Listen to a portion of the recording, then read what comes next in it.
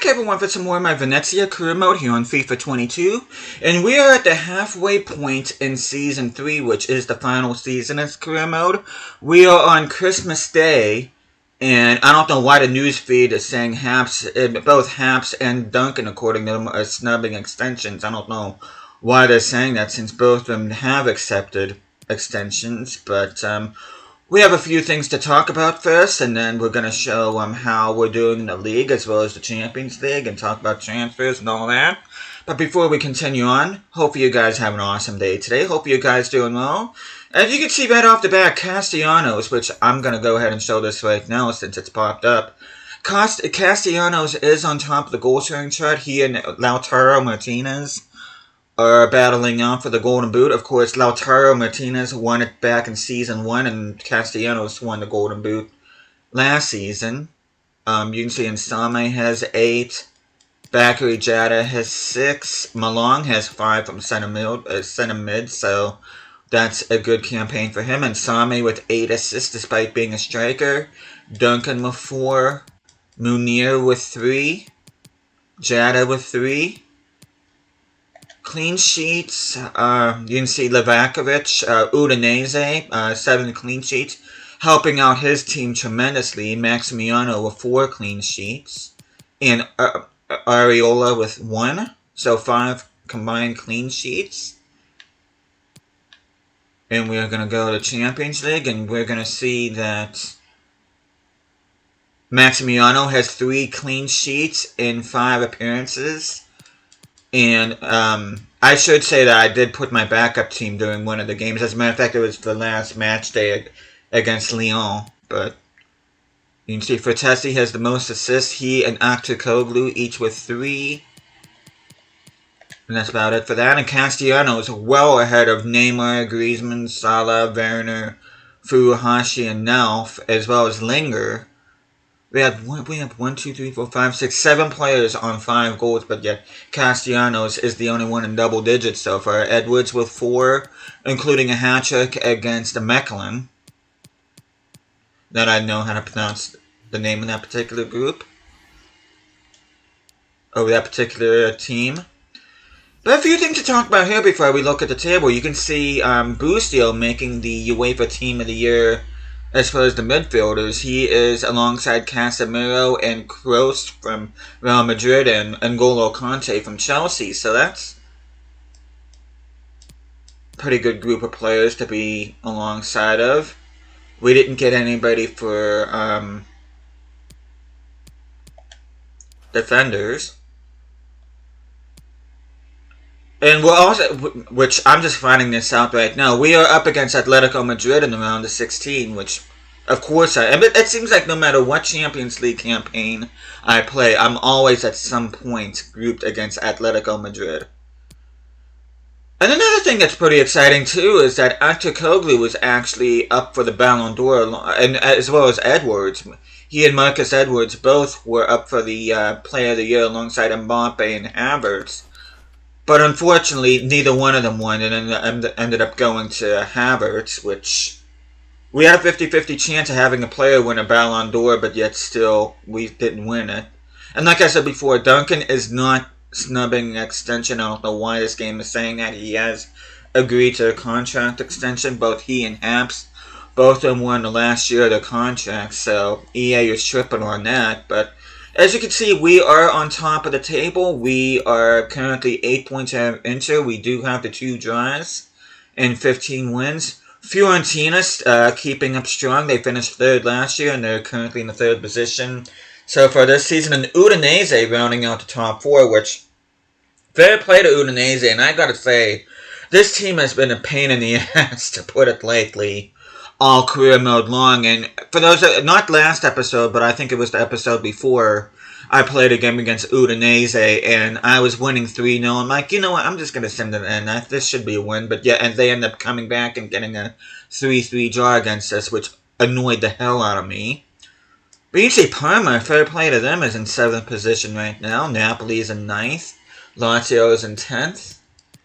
Juve is down in 14th, so they're having a nightmare of a season. I'm interested to see what kind of team they have. I know they did sell Paulo Dybala, so I know that certainly didn't help. But if relegation was a thing, Genoa, Torino, and Spezia would be in trouble. Okay, Coppa Italia, let's see who we're going to be up against. We are up against, of course it's Udinese. Because of course it is. Super Coppa, I ended up beating Napoli 2-1 at the beginning of the season. I ended up simming that game. Super Cup at the beginning of the season was won by Juve. They did beat Napoli in an all-Italian UEFA Super Cup. And of course, you saw a couple minutes ago, we are up against Atletico Madrid. Our fellow group mates, which were Lyon, got up against Liverpool. So, I mean, had we finished runners-up like we did last year, we would have played against Liverpool again. So, Fiorentina made it out of their group. Fair play to them. They're up against Manchester United. Juve up against Borussia Dortmund. Barca versus Bayern should be an exciting one. Napoli. It looks like all the Italian teams. Well, there are 5 Italian teams in the round of 16. There's Fiorentina, us, Juve, Napoli, and AC Milan, which AC Milan is up against Manchester City, and Chelsea is up against PSG. But yeah, you can see we absolutely took care of business in the group stage, which the first 4 group stage matches I showed on camera. I did sim the game against Real Madrid, which I ended up winning 4-0, and I also simmed the game with my second team against Lyon, and we ended up getting a 3-2 win on that. But only conceding 4 goals in 6 matches with a group that consists of Lyon and Real Madrid is fantastic. No disrespect to Mechelen, but, I mean, you would expect them to finish bottom. You see Fiorentina finishing above Ajax and Leverkusen, which is very impressive. Bayern and Milan, no real surprises there. The unnamed team was in Group C, Liverpool and Juve. Napoli, Barcelona, no surprises there. Benfica got grouped in Group A. Borussia Dortmund and Chelsea were the top 2 there. Manchester United, Real Betis getting out of the group, also consisting Galatasaray and Young Boys. In PSG, Atletico Madrid, no surprise over Slavia and Sporting Lisbon.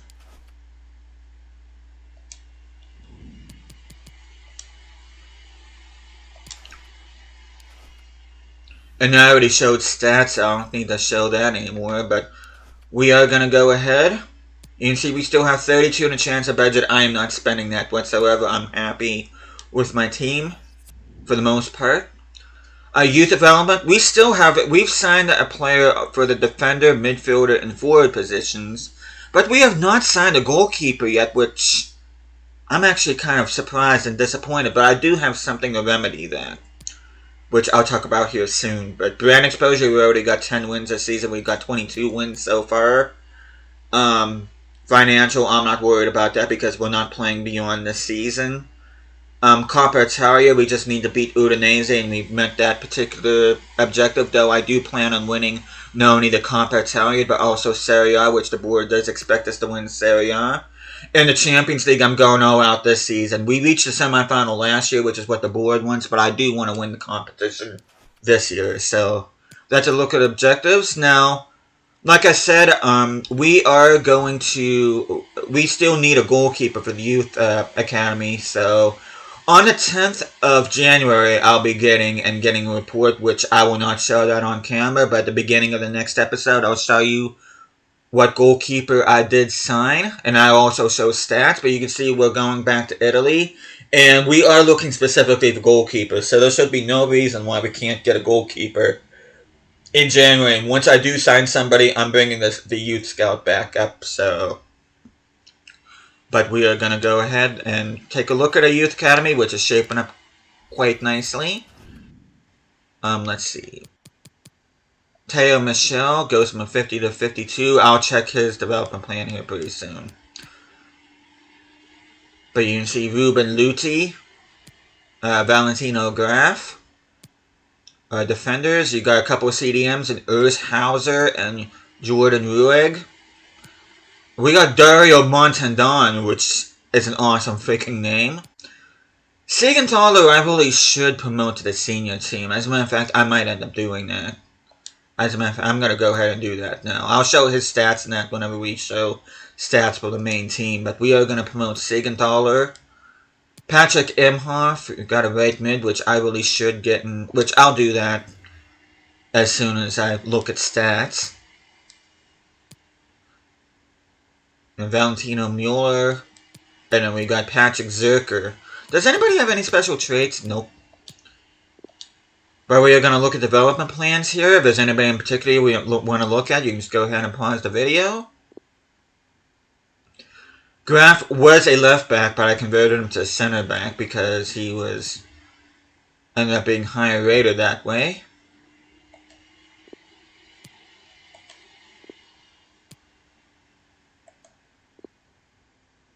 Okay, Imhoff, I'm going to train, he is right foot, so I'm going to train him as a right winger.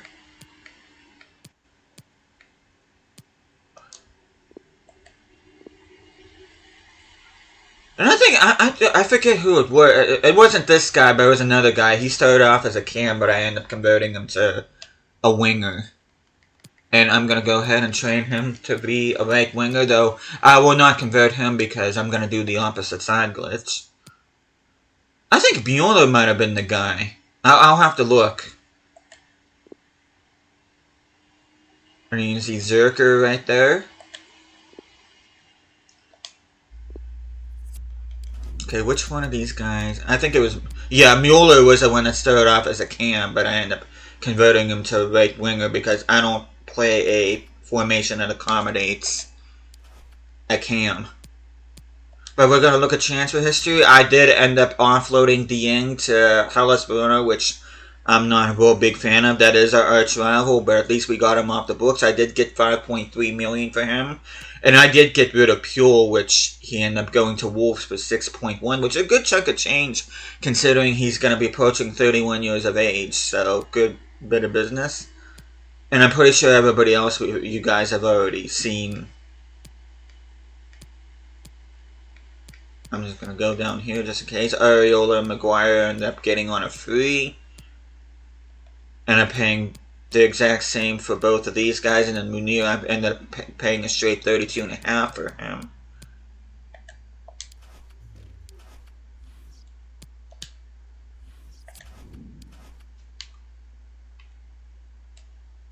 And we're just gonna go ahead and just mainly look at wages.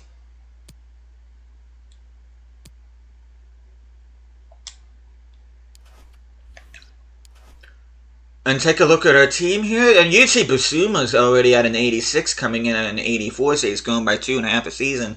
Lodi's been going absolutely nuts. He grew by 4. He's now at an 88. He is a joint highest rated player alongside Aktürkoğlu and Edwards, who are also an 88. Castellanos is at an 85. He's not expected to grow anymore, but I'm okay with that. Speaking of not growing anymore, Fertesi will not reach an 84 before the end of the season, which I'm kind of bummed about that, but... And Bellardi, it looks like he's not going to be reaching an 85 either. Bremer might before the end of the season, but we are going to have a couple players that are not going to reach that 85 rating. I'm kind of hoping Sugarera gets there before the end of the season, though. I don't know about him. Maximiano should be at least an 86. But you look at the backup team, our lowest rated player is... lowest rated players are two midfielders and Duncan Malong, but both of them have been absolutely fantastic, and I just didn't want to get rid of them, which Jada, the one I kept, also has grown quite nicely. He's at a 78, and Same is now at an 80, Munir 81. Haps and DeSiglio and Holt are all 78 rated. Harry Maguire is second highest rated player at an 82, and Areola, our highest rated backup player in goal, is at an 83. But we are going to go ahead and look at stats. And it should be no surprise, Castellano, only one that has double digits in goals so far. 26 goals and 3 assists and 15 appearances. He's growing by 3. Not going to be growing anymore, but again, like I said, I'm okay with that. And Same, of all the guys that's still driving me up a wall, it's this guy, because his first touch has not gotten any better. And Castellanos, I've noticed a thing with Castellanos, at least especially off camera, as well as on camera, this guy just cannot seem to stay on his feet. But both my strikers I've been kind of irked with, but they're getting the job done. That's all I care about. And I'm just going to go down the rest. If there's anybody in particular you want to look at, you can just go ahead and pause the video. Malong, sensational. He's not growing, but he's been putting in all the hefty work, and then my backup team he's not put a foot wrong.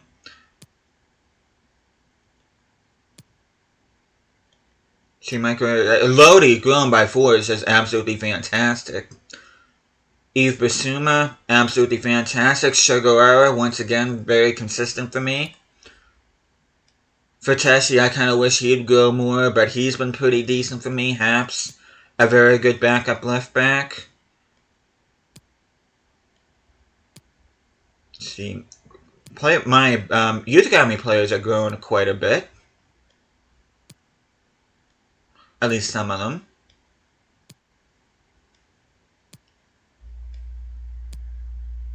Kind of hoping I get some of these other players, which Henderson is already at a 70. And Bianco's already at a 71. I'm kind of hoping those guys end up going out on loan.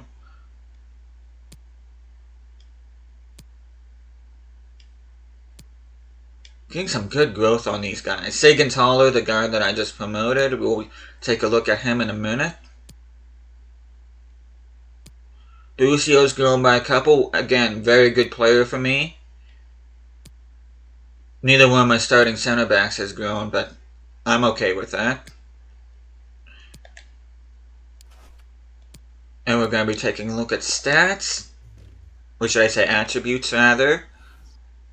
21 weeks on okay form, he should reach an 86. Areola, good form, 53 weeks, he may reach an 84. Let's see, Moretti. Of course, Van on Lodi, growing absolutely wonderfully. Already 10 ahead of Haps in terms of overall. Okay, Bremer will reach an 85 in 1 week, so that's good to see. Bellardi, 33 on good form. Like I said, he may reach an 84, but he's on the same boat as Bertessi. He is not growing anymore. Harry Maguire, 4 weeks to reach an 83. Ho, 10 weeks. Let's see. I think it's going to be 10 weeks to reach a 79. Sugar, I hope he reaches the 85 mark. DeSiglio hasn't grown, but that's fine. See a couple of Youth Academy graduates right there. Eve Basuma, looks like it's going to be 77 and okay, but I'm fine with the 86 rating even if he doesn't grow anymore. Gagliardini, he's in that range, he's 7 under. Basuma, it's going to take him 64 weeks on okay, let's see if he...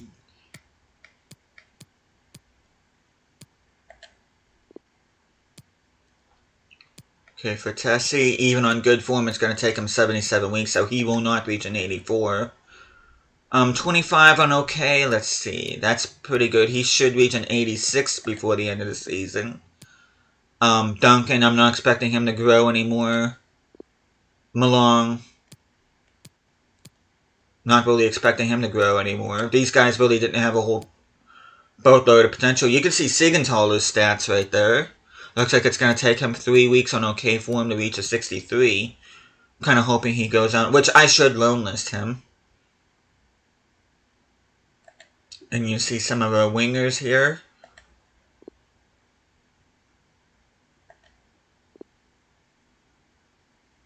Munir has grown up to an 81. I did get him an 80, so the fact he's grown by 1, even as a backup, makes me happy. Bakary Jada been a wonderful backup ever since the start of last season. Of course, Edwards has been consistent. Gracia, hopefully I can get him out on loan. Same with Rennie. I think out of all the career modes I've done, I think this is the one where I've had the most strikers come out of. Right on, I'm kind of hoping somebody comes in on loan for him. And Same, 4 weeks on excellent to reach an 81. And Castellano, 73 on excellent. So he's not going to go any before the end of the season. I know a couple of these guys are running out of contract expiring, like these 2 guys right here. That's probably why they're not going out on loaners, but probably because I need to get renew their contracts. That's probably a good reason why. Ferreira, why is he not out on loan? I'm going to loan list him. Rossetti needs to go out on loan. I'm wondering why these guys aren't going on loan because I don't have them loan listed. But yeah, I bet you any money that's why these guys aren't going on loan because their contracts are expiring. I need to fix that. But where's the guy? Okay, Siegenthaler. Showing great potential. I do want to go ahead and loan list him. But yeah, I'll renew contracts off camera, but with that, I think that's pretty much all I want to talk about here. You guys are seeing how the team has grown. You can see all the stats. Castellanos banging in the goals first, despite, like I said, having issues staying on his flipping feet. But you can see that both the starting and backup teams. We will be getting a youth squad report in. I'm only gonna sign one goalkeeper. All the rest I'm gonna reject. And I'm going to go ahead and at the beginning of the next episode, which I'm going to show you guys right here, will be sometime in February. Oh, it'll be Valentine's Day. We'll be taking on Atletico Madrid. So next time I see you guys, we will be here. I will be doing all the games in between off camera, including this cup game against Udinese, as well as this game on New Year's Eve against Juve. But yeah, we're going to be focusing mainly on Champions League from here on out. As a matter of fact, the next episode will begin and end with this match against Juve. And then I think after that will either be 2 or 3 more episodes, depending on what happens with the league and how fast I can clinch the Serie A title. But I'm gonna, if I make it to the quarterfinals, and if I make it to the semifinals, I'll have the quarterfinals and the semifinals. At least I'm going to try to have both those rounds in the same video. If not, I will have them as separate videos. And of course, there'll be the grand finale should I reach the Champions League final. So, counting the next episode, I'm looking at 3 episodes, maybe 4 at the very most. So, we'll be ending with either episode 27 or episode 28 in this series. So, hopefully you guys are looking forward to seeing how the rest of this series, as well as the rest of this career season, as well as this career mode plays out. Should be, because the Champions League draw this year is not friendly at all. So, even if we get past Atletico Madrid, we're going to have it tough from here on out. So, but it should be exciting, and hopefully you guys are excited about what happens between now and the end of the season, as well as the end of the series. So, but thank you guys so much for watching this. Hope you guys are enjoying the series so far. I'll be seeing you guys again next time.